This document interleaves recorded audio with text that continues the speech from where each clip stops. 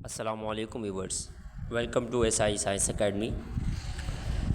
آج ہم ایک اہم ٹاپک پر ڈسکس کریں گے chapter number 1 introduction of biology میں unicellular organisation, colonial organisation اور ملٹی سیلولر آرگنائزیشن۔ سب سے پہلے یونی سیلولر آرگنائزیشن پہ بات کریں گے۔ A single cell organism carry out of all activities of life.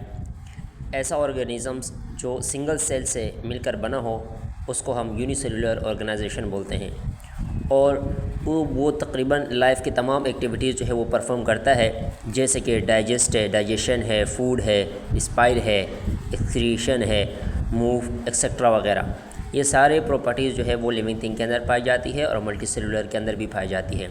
Uni cellular کے اندر بھی یہ تمام پراپرٹیز جو ہے یہ خصوصیات پائی جاتی ہیں۔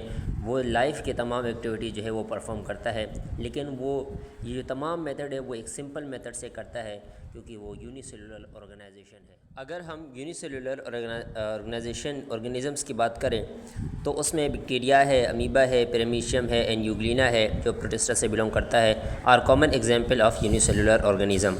تو یہ یونی سیلولر آرگنزمس کے ایگزامپل ہے جو ون سیل سے ان کی باڈی کمپوزڈ ہوتی ہے اور لائف کی تمام ایکٹیویٹیز کرتی ہے ملٹی سیلولر کی طرح، لیکن یہ ایک سمپل میتھڈ سے پرفارم کرتے ہیں۔ سیکنڈ ہمارے پاس ہے colonial organization. Many unicellular organisms live together by forming colonies but do not have any division of labor among them۔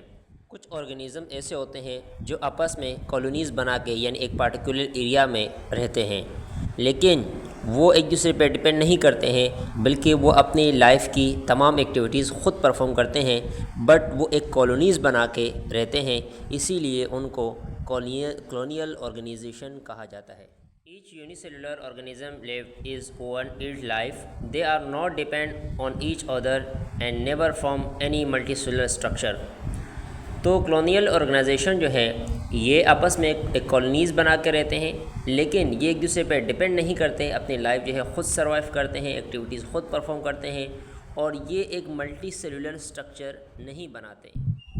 والویکس is a green ایلگا، تو جیسے فگر میں دکھایا گیا ہے، in example of colonial organisation. تو جو والویکس ہے، ایلگا ہے، وہ بیسٹ ایگزامپل ہے کلونیل آرگنائزیشن کے۔ تھرڈ ٹائپس ہمارے پاس ہے ملٹی سیلولر آرگنزم۔ تو the body made of many اور مور سیل، 2 اور more cell is called multicellular organisms.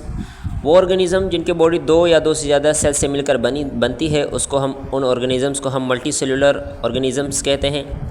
The organism formed by many cells is called as multicellular organism۔ Frog and mustard plant are example of multicellular organism۔ تو frog اور multi cellular جو بڑے animals ہیں وہ سب multi cellular organisms کی example ہیں۔ امید ہے آپ کو یہ چھوٹا سا ٹاپک اور ایک اہم ٹاپک سمجھ آیا ہوگا۔